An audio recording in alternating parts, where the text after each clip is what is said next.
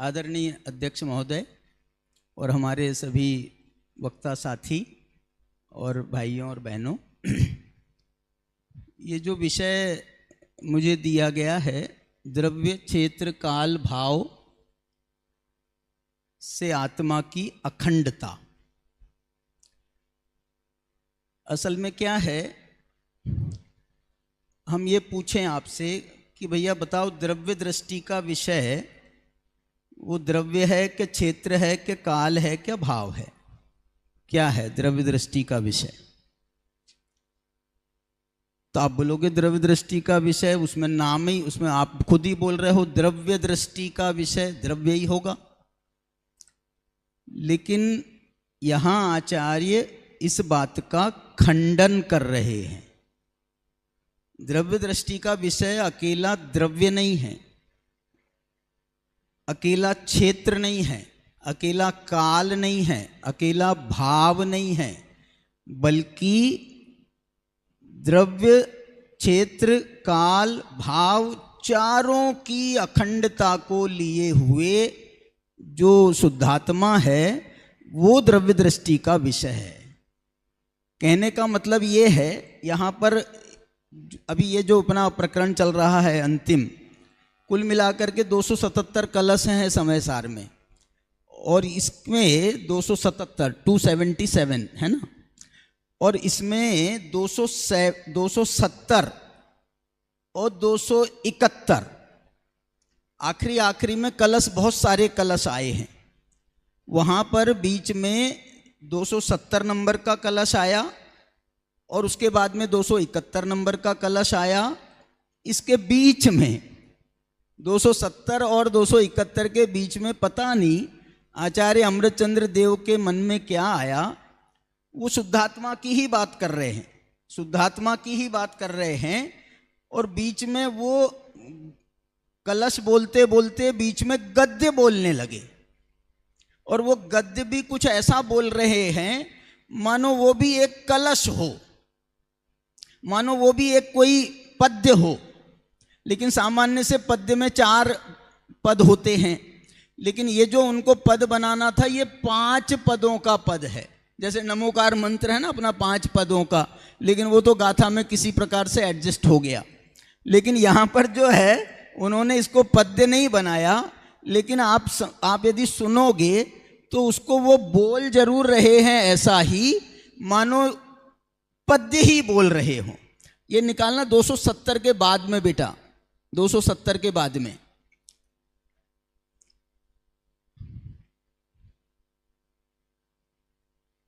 हाँ, ये देखिए, ये रेड अक्षर से देखिए, न द्रव्येण खंडयामि न क्षेत्रेण खंडयामि न कालेन खंडयामि न भावेन खंडयामि। अब 4 पंक्ति का तो हो गया, लेकिन अकेले में इतने में संतोष नहीं हुआ है आचार्य देव को। आचार्य देव कह रहे हैं सुविशुद्ध एको ज्ञान मात्र भावोस्मि। मैं तो सुविशुद्ध एक ज्ञान मात्र भाव हूं। कैसा? न द्रव्येण खंडयामि न क्षेत्रेण खंडयामि न कालेन खंडयामि न भावेन खंडयामि। न तो मैं द्रव्य से खंडित होता हूं। मैं कोई पद्य नहीं बना रहा हूं, गा रहा हूं सिर्फ। ना तो मैं द्रव्य से खंडित होता हूं न क्षेत्र से खंडित होता हूं न काल से खंडित होता हूं न भाव से खंडित होता हूं। असल में क्या है, वस्तु अकेले द्रव्य ऐसी कोई वस्तु ही नहीं है। अकेला जो द्रव्य हो जिसमें क्षेत्र काल भाव कुछ ना हो, ऐसी कोई वस्तु हो सकती है? ऐसा कोई द्रव्य हो सकता है? ऐसा कोई पदार्थ हो सकता है? इसलिए आपको बताना चाहता हूं कि हमारे यहाँ जैन दर्शन में वस्तु व्यवस्था को 4 प्रकार से बताया गया है। 4 प्रकार से माने क्या? बताओ, बता सकते हैं 4 प्रकार से? कौन से 4 प्रकार से वस्तु को बताया गया है?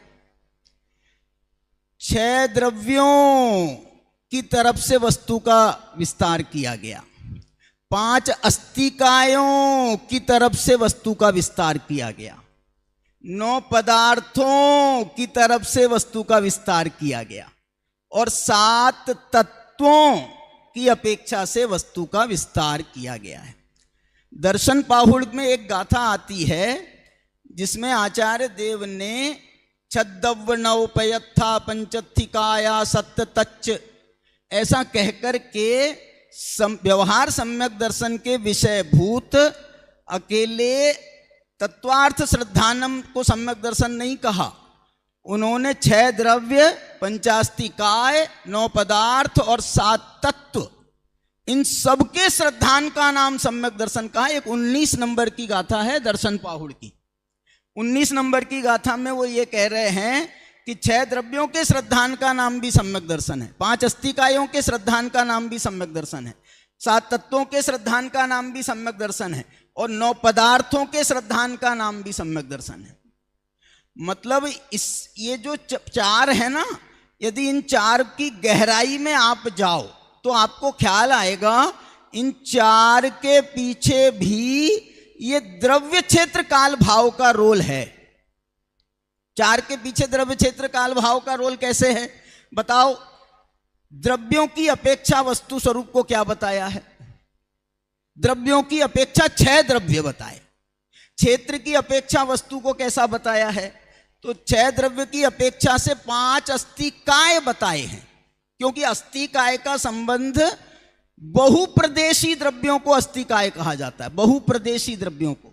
तो ये बहुप्रदेशी में जो प्रदेश है ये क्षेत्र की संज्ञा है, तो क्षेत्र की अपेक्षा से पंचास्तिकाय को बताया गया।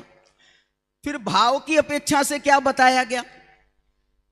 तस्य भावस तत्वम, उसके भाव को तत्व कहते हैं। तो ये जो 7 तत्व की व्यवस्था है ये भाव की व्यवस्था है। अब द्रव्य की व्यवस्था बता दी गई, क्षेत्र की व्यवस्था बता दी गई, भाव की व्यवस्था बता दी गई। अब एक रह गई काल की व्यवस्था और दूसरा वहां पर रह गया 9 पदार्थों की व्यवस्था। तो मैं ऐसा कहता हूं कि ये जो 9 पदार्थ की व्यवस्था है ये काल की व्यवस्था है। काल की व्यवस्था का मतलब है, काल का दादा एक बात बोलते थे, काल का संबंध पर्याय से है। द्रव्य गुण पर्याय भी अपन कहते हैं ना, तो द्रव्य का संबंध तो वस्तु से है, प्रदेश से भी आप कह सकते हो, प्रदेशों के समूह से। और गुण का संबंध भाव से है, भाव से है, गुण का संबंध भाव से है और काल का संबंध पर्याय से है। और ये जो 9 पदार्थ हैं ये सारे के सारे पर्याय रूप पदार्थ हैं। जीव पदार्थ, ये जीव पदार्थ अपना त्रिकाली ध्रुव भगवान आत्मा को जीव पदार्थ नहीं कहते हैं। जीव पदार्थ कहा गया है ये जो एक इंद्री, 2 इंद्री, ये जो अपने गति मार्गना, काय मार्गना, इंद्री मार्गना, इनके द्वारा जो बताया जाता है ये सब जो है ना ये पर्यायों को बताया जाता है, लेकिन इनकी संज्ञा पदार्थ संज्ञा है। अजीव में भी पदार्थ संज्ञा हम जो है ना, ये क्या चीज है बताओ? ये चश्मा है, लेकिन चश्मा क्या है? ये एक पदार्थ है। तो ये है तो अजीव नाम का पदार्थ है, तो ये द्रव्य है कि पर्याय है? ये जो द्रव्य पर्याय है ना, असमान जाति द्रव्य पर्याय, समान जाति द्रव्य पर्याय, इनकी पदार्थ संज्ञा है। और आश्रय, और अपन 9 पदार्थों में जीव को पदार्थ कह रहे हैं, अजीव को पदार्थ कह रहे हैं। और आश्रय, बंध, पुण्य, पाप, संवर, निर्जरा, मोक्ष, इनकी भी पदार्थ संज्ञा है और ये भी पर्याय हैं। इसलिए मैं ऐसा कहता हूं कि 9 पदार्थों को काल की अपेक्षा से बताया गया है। एक दूसरी बात मैं आपको बताना चाहता हूं, विद्यानंद जी महाराज ऐसा बोलते थे कि ये जो अपन हाथ में कलावा बांधते हैं ना, कलावा, वो जो पूजा पाठ वगैरह करते हैं तो कलावा बांधते हैं, वो कलावा जो है वो एक रस्सी होती है कि उसमें अनेक बारीक बारीक बहुत सारी रस्सियां होती हैं, धागे होते हैं उसमें। बोली ये धागों की संख्या कितनी होनी चाहिए? तो वो ये कहते हैं ये धागों की संख्या 27 होनी चाहिए, जो छोटे छोटे धागे हैं। बोले क्यों? क्योंकि जैन दर्शन 6 द्रव्य 5 अस्तिकाएं 11 9 पदार्थ 20 और 7 तत्व 27 से बना है। और इनके श्रद्धान का नाम सम्यक दर्शन है, इसलिए ये कलावा जो है ना, ये हमारे श्रद्धान को बता रहा है। और वो श्रद्धान के साथ में हम जो हैं फिर ये पूजा कर रहे हैं, पाठ कर रहे हैं, माने सम्यक दर्शन के साथ में ज्ञान, सम्यक दर्शन के साथ में सम्यक चारित्र, ये जो है ये हमारे श्रद्धान को बताता है। और ये बार बार कह रहे हैं बीच में कि हम कलावा बांधते हैं तो गांठें भी 3 लगानी चाहिए, वो 3 गांठें सम्यक दर्शन ज्ञान। अब तुम कह रहे हो तो मैं कह देता हूँ, ऐसी कोई बात नहीं है। ये बहुत ही द्रव्य क्षेत्र काल भाव का जो विषय है ना, एक अपने क्या नाम है समय सार में एक 2 मिनट में मैं पूरा कर रहा हूं। समय सार में 13वीं गाथा के पहले एक कलश आया है, 9 तत्व गतत्वेपि यदेकत्वम न मुंचति। इसको मैं आपको ये बताना चाह रहा हूं कि द्रव्यों की अपेक्षा से ये कलश लिखो, द्रव्यों से, ये 9 तत्व की अपेक्षा से लिखा, द्रव्यों की अपेक्षा ये कलश लिखो।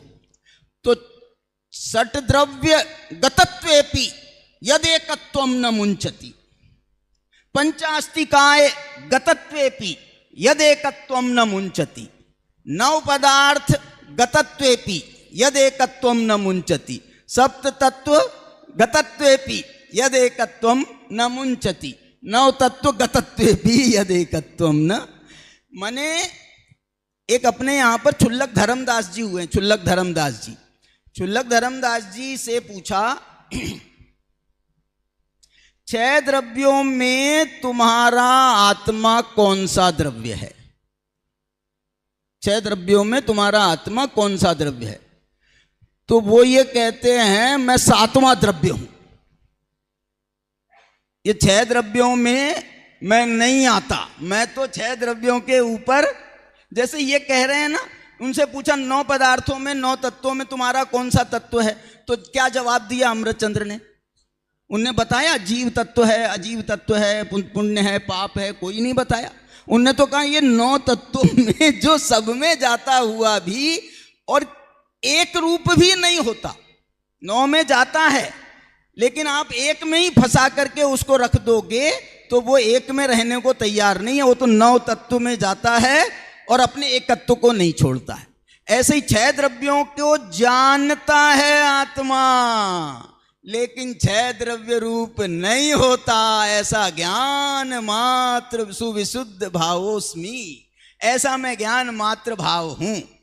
तो ऐसा ही जो है ना, इसको यदि आप दूसरी भाषा में कहो तो 6 द्रव्य में क्या लिखा है उन्होंने, 6 द्रव्यों में मैं शुद्ध जीव द्रव्य हूं। क्या बोला? जीव द्रव्य नहीं।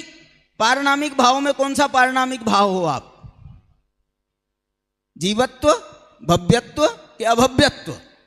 बोले ना, ये तीनों में नहीं हूं, मैं तो पारणामिक भावों के 3 भेदों से पार परम पारणामिक भाव हूं। ऐसे ही मैं 6 द्रव्यों से पार शुद्ध जीव द्रव्य हूं। पंचास्तिकाय की भाषा में बोलो, मैं शुद्ध जीवास्तिकाय हूं।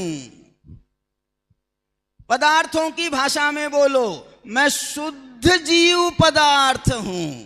तत्वों की भाषा में बोलो, मैं शुद्ध जीव तत्व हूं।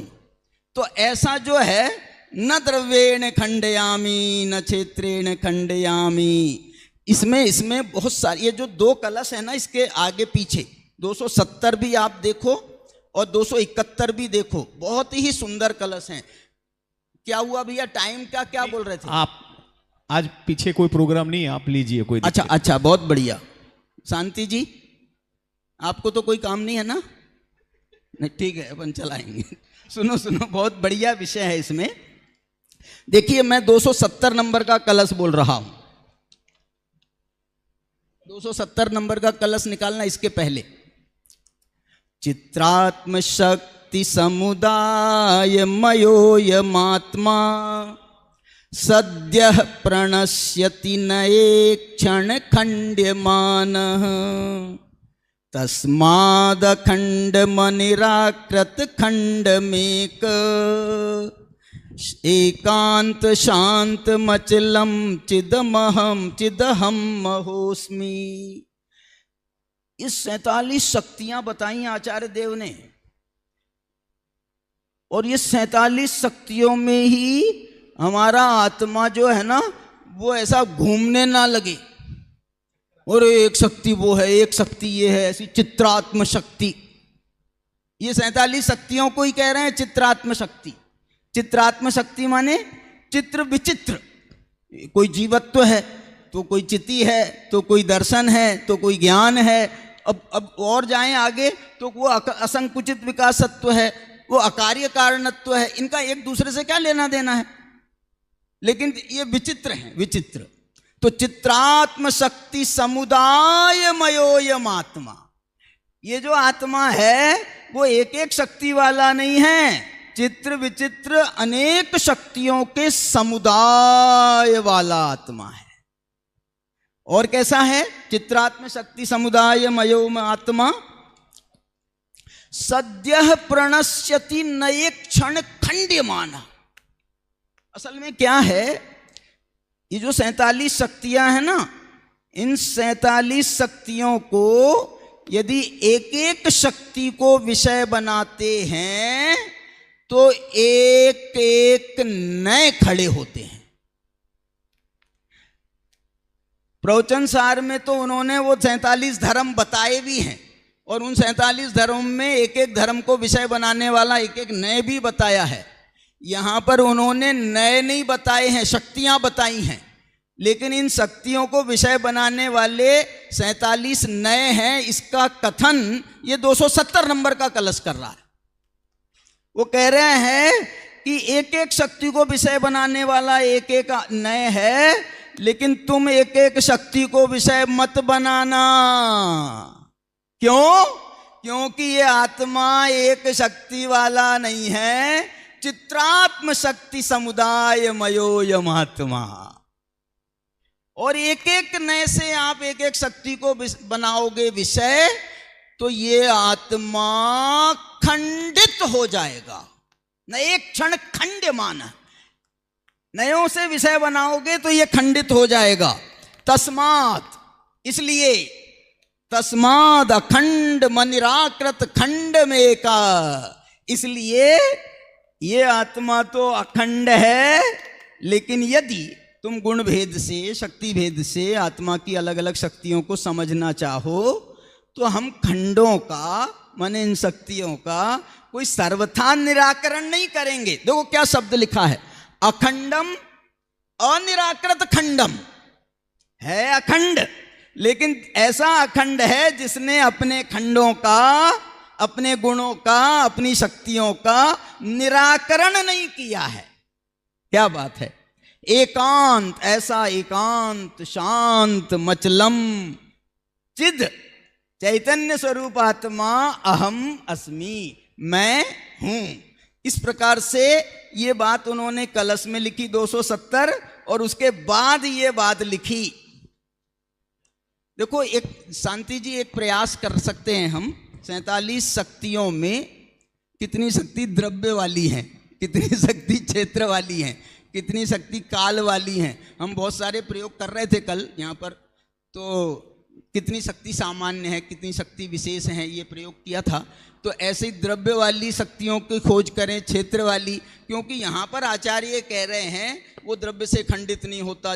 माने ये शक्तियाँ जो है ना, ये खंड खंड कर रही हैं, लेकिन खंड कर रही हैं तो कौन सा द्रव्य वाली हैं, कोई कौन से क्षेत्र वाली। क्योंकि जैसे नियत प्रदेशत्व शक्ति है तो वो उसका प्रदेश से संबंध है, भाव वाली शक्तियां हैं तो उनका भावों से संबंध है। तो ऐसा हम इसमें काल वाली शक्तियाँ, काल से संबंध कौन सी शक्तियाँ, षटकारक वगैरह को उसमें काल शक्तियों में ले सकते हैं। तो इस प्रकार से ये भी विचार कर सकते हैं। और एक इसके बाद एक कलश बहुत अच्छा लिखा है आचार्य देव ने, वो कलश भी पढ़ करके मैं अपनी बात पूरी करता हूँ। 271 नंबर का आप कलश देखो। इसकी मैंने यहाँ पर ये जो है ना, ये क्या है मालूम आपको? ये है समय सार कलश टीका। मतलब ये जो है ना, ये जो समय सार कलश टीका ने ये जो कलशों के भाव हैं उसको और ऊंचाई पर पहुंचाया है।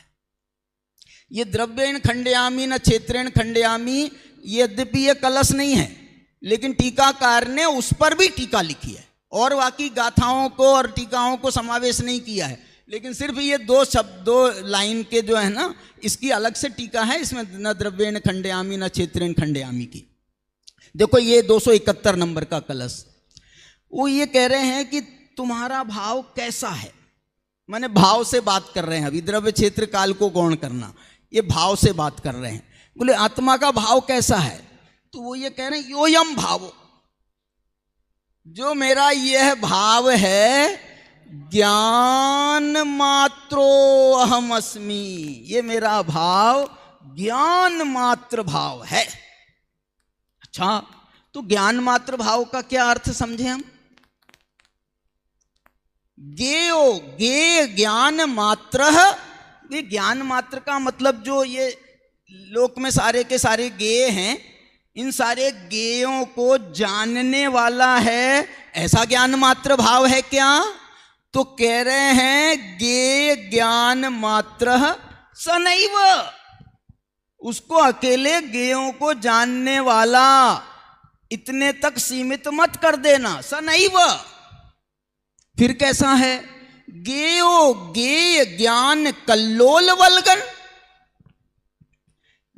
वो गेय ज्ञान की कल्लोलों के समान है। माने गेयों को जानने का विकल्प वाला ज्ञान, ज्ञान को सविकल्प कहा जाता है ना, तो वो गेयों को जानने का ऐसा कल्लोल के समान है क्या? तो वो ये कह रहे हैं नहीं। तो कैसा है? तो वो ये कह रहे हैं ज्ञान गे ज्ञात्रिमद वस्तु मात्र, मैं तो ज्ञान भी मैं हूं, गे भी मैं हूं और ज्ञाता भी मैं हूं, ऐसा मैं वस्तु मात्र हूं। ऐसा बड़ी सुंदर कथा है, हरि अनंत, हरि कथा अनंता, ऐसी ये आत्मा की कथा आचार्य कुनकुन भगवान और अमृतचंद्र देव ने बताई है। हमारे शांति जी भाई साहब इस पे कुछ कलश चढ़ाएंगे। मैं तो ये कह रहा था भाई साहब से विनय पूर्वक, यहाँ तो न द्रव्ये न खंडयामी, न बालवे न खंडयामी, न काले न क्षेत्रे न खंडयामी, अखंडता की बात चल रही थी और इतने खंडों में लेकर के गए, लेकिन पुनः अखंडता में लेकर के आए। मैं इसे थोड़ा सा, ये बहुत आगे पीछे चले गए, मैं बहुत ज़्यादा पीछे न जाते हुए जहाँ से उपाय उपेय अधिकार प्रारंभ किया ना, वहीं से बात करना चाहता हूँ। उपाय उपेय की चर्चा करते समय ये कहा ज्ञान मात्र आत्मा है, लेकिन उस एक में भी उपाय और उपेय दोनों पक्ष बनते हैं, ये इसका अनेकांतपना, ये इसका स्याद्वाद है। लेकिन उसके बाद उन्होंने ये कहा कि कौन पात्र बनेंगे और उपेय को प्राप्त करेंगे। ऐसा करने के बाद भी जो एक ज्ञान मात्र वस्तु को ग्रहण करेंगे अखंड, वो मुमुक्षु, वो मिथ्या दर्शन ज्ञान चारित्र का अभाव करके सम्यक दर्शन ज्ञान चारित्र रूप होंगे। अब यहाँ कह रहे कि आप अकेला ज्ञान मात्र, उसी में उपाय उपेय सब घटित कर रहे हो, लेकिन वस्तु तो स्वचतुष्टयात्मक होती है। जब वस्तु स्वचतुष्टयात्मक होती है, उसमें दो भेद खड़े करके भी आप ज्ञान मात्र कहते हो, तो द्रव्य क्षेत्र काल भाव है कि नहीं है? कहते द्रव्य क्षेत्र काल भाव भी है, मेरा द्रव्य भी ज्ञान में है, मेरा क्षेत्र भी ज्ञान में है, मेरा काल भी ज्ञान में है और मेरा भाव भी ज्ञान में है। जो विज्ञान घन स्वभाव, इसका अर्थ दादा ने घटित किया, विज्ञान घन स्वभाव। घन किसे कहते हैं? ठोस तो है ही, दूसरा गणित की अपेक्षा से जिसके लंबाई, चौड़ाई और मोटाई, तीन चीजें होती है, लंबाई, चौड़ाई, मोटाई, ये तीनों जिसमें हो, आत्मा में लंबाई, चौड़ाई, मोटाई तीनों है। आत्मा अनादि अनंत है, ये इसकी लंबाई है। आत्मा असंख्यात प्रदेशी है, ये इसकी चौड़ाई है। और आत्मा अनंत गुणात्मक है, ये इसकी मोटाई है। तो लंबाई, चौड़ाई, मोटाई हो गई, लेकिन इसके कारण से तो घन हुआ। विज्ञान घन कहाँ हुआ?